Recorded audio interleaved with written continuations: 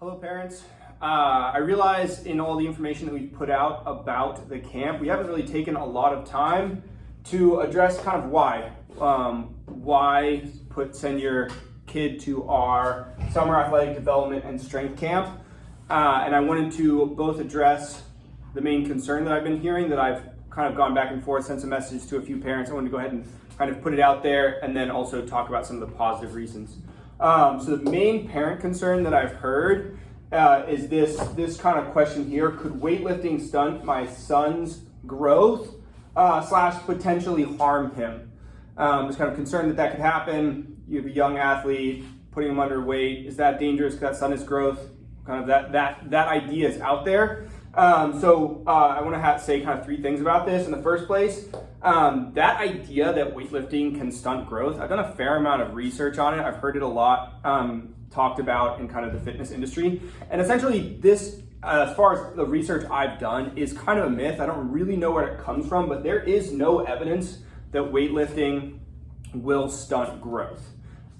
There are dangers to weightlifting. I think there's kind of a general sense that like weightlifting can be dangerous. And I do want to address that. That is not wrong. It can be dangerous to weightlift. And I want to kind of point out exactly what the dangers are. So there are real dangers to weightlifting. The number one danger to weightlifting is lifting too heavy too soon. I see it in young athletes way too often. I watch the weight room here at Great Hearts. I'm constantly telling kids to deload, do higher volumes, don't do sets of 3, don't try 1 rep max. That's too much for weight for you. That's definitely a danger that we're very aware of and that it's appropriate to be concerned about. Another danger is if we are weightlifting and we're sloppy or ignorant and there's no formal coaching. I see that a lot in the weight room. As I watch the weight room, I notice kids doing lifts with improper technique, and I intervene, talk to them about how to do it correctly, coach them on it. So yes, there are dangers to weightlifting, but I want to emphasize that our approach, we address these dangers. Okay, we have a heavy emphasis on form.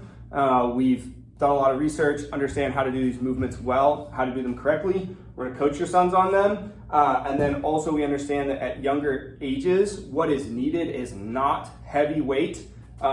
It's high volumes of lower moderate weights. Okay, so your sons will lift and they'll get really tired out, but they won't be doing 1 rep max of huge amounts of weight. It's gonna be low weight for a high volumes to drill the form, get it really well and put on some muscle, but they won't be under heavy weights, okay? So this is that parent concern that I wanted to address. And then on the other side, which is I think really the more important thing, is kind of what is the value that we're proposing. My brother and I are both really passionate about not just rugby, but we're really passionate about training, formal training, and just human movement in general. And these are kind of at least the 3 big points that I would say are kind of the positive things that we hope to give these young athletes. We want to give these gifts to your son. So the first one is formal movement training. Okay, in rugby, I have a chance to see and coach both athletes who I've had in PE or we've had in our strength program who have come out to our camps, who have trained more systematically either on their own or under us, and also have them with other athletes who have never had any of that training at all. And casual athletes can sometimes perform quite well. They can be very coordinated in a lot of kind of general senses. They're really good at passing, really good at their sport, their basketball, their moves and stuff. But they lack a lot of kind of formal basic movement ability. So for example, some of the things that we're gonna be training these kids on is not how to shoot a basketball or pass a rugby ball, but how to create a neutral spine, how to create stable, strong hip and shoulder positions, how to have a solid foundation in kind of the movement archetypes. So all movement is comprised for the most part of a lot of basic archetypes like the running archetype, squat, jump, hinge, push, pull, etc. And out on the rugby field, when we're training kids how to pass a ball or make a tackle, or at basketball practice, they're getting taught how to shoot or how to guard. For the most part, coaches don't have time to, and they don't understand how to teach the fundamental movement patterns. There's a right and a wrong way to run, to squat, to hinge, to jump, to land. And a lot of athletes who are just kind of casual athletes and play their sports miss out on a lot of that, and they have all kinds of holes in their athletic ability that we can address when we have a chance to bring them in the weight room, and then we take them out and they can transfer that. Like the difference between coaching an athlete on how to tackle who has deadlifted and understands how to hinge correctly with a neutral spine, it's transformative. You can make a way better tackler, way faster, if they know how to just create some basic shapes well. And we're gonna be training them on that. This is a huge opportunity to do that. It's super rewarding as a coach to get a chance to take the time to build that foundational movement ability that they just do not get in sports training. A second point, which is kind of related, is we get a chance to identify and address missing links in athletic ability, in their physical ability. I see this all the time out on the rugby field. It's hard to know for sure when I'm watching a kid tackle or run or ruck, but I often get a hunch like, oh my gosh, yeah, I bet that student is lacking, X, Y, and Z. Common ones are core strength or just general strength. Students who are quite capable and enjoy rugby and enjoy their sport, but they're missing, this is the most common one, core strength or just general strength. This is a limiting factor in performance, and it also tends towards injury. So developing a baseline of strength is huge for developing performance and injury prevention. Range of motion is another big one. I'll have athletes who don't do any formal training, and I will watch them doing various things. I'll kind of get a sense, oh my gosh, this student is missing some kind of range of motion. And if I get an opportunity or they ask me questions, I'll often try to take a few minutes, maybe at the end of a practice or something, to tell them to show me a resting squat and try to give them and notice that their ankles are really tight or their hips are super tight. It's like, oh my gosh, no wonder you're really struggling to tackle correctly. Your hips are so brutally tight that you just can't get into a good low tackle position. And rugby practice is not a great context to address that, but our strength camp is. So we place a huge emphasis on full ranges of motion in the movements that we do, and also on doing supplemental mobility work specific to whatever their specific problems, whether it's their tight shoulder, their tight T-spine, whether it's their hips, their ankles, their hamstrings, trying to be able to correct those issues that they're having, which will cause them to struggle to perform and will make them a lot more vulnerable to injuries. And then the last one is what I would just say systemic balance.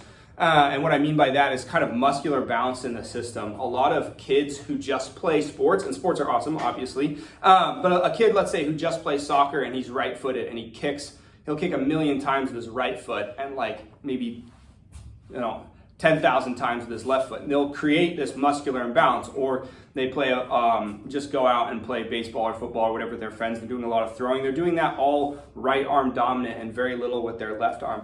They're going to do all kinds of movements in which they favor one side over the other. And if they do that enough, they're going to create a lot of imbalances in their system and weird compensations that down the road are going to start interfering with their ability to perform well, and they're going to create injuries and issues. If we get into a more formal training environment in which we're looking at the human body as a whole system and trying to train it symmetrically and in a balanced way, we can identify and address a lot of those imbalances and just restore balance to that system, which is great for their health and just overall well-being and physical ability. So those are a big one that the weight room is great for, and the rugby field or the basketball court or the soccer field just are not going to address these things and nearly as well as spending some time in some formal movement training.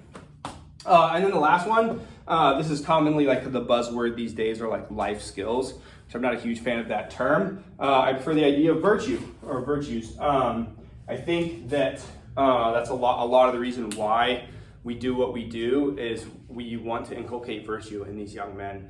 And rugby is a great context for that. Physical courage, confidence, command on the field, developing their character as a young man. And I think the weight room is also a great context for developing virtue. Specifically, I think these three, the first one being discipline, it is a great context for developing self-discipline, in the sense that you create an ordered schedule, a consistent approach. You have to be very consistent, going 3 days a week, 4 days a week, whatever it is. You create a regime and you stick to it and you progress, and it's over long periods of time. It really helps young men develop discipline and a sense of purpose. I guess that's actually below. But yeah, discipline. Maintenance of health is a very kind of basic foundational virtue. These boys should care about not just performing in their sports, but they should care about their body and maintaining its health and physical fitness. And the weight room really is the context for that, and it's a great opportunity. While they're motivated to do it for rugby, they also form the habit and the tools to just maintain their health lifelong. And then finally, this is a big one that I really care about, is orientation towards personal pursuit of excellence. I think the weight room is a context in which we can strive for excellence in a very systematic and clear way. Oftentimes boys will perform in a sport, but once they get in the weight room and they realize that they can kind of progress and be systematic in developing themselves, I think that is a great metaphor and connects to a lot of other things, whether it's their spiritual life or their academic life or their family life, that you can take a conscious and systematic approach towards personal development in the pursuit of excellence. I think the weight room is a great way to get boys to kind of embrace that vision for life of pursuing excellence. So anyways, those are all the reasons why we think that the summer athletic development strength camp might be a good idea. Cheers.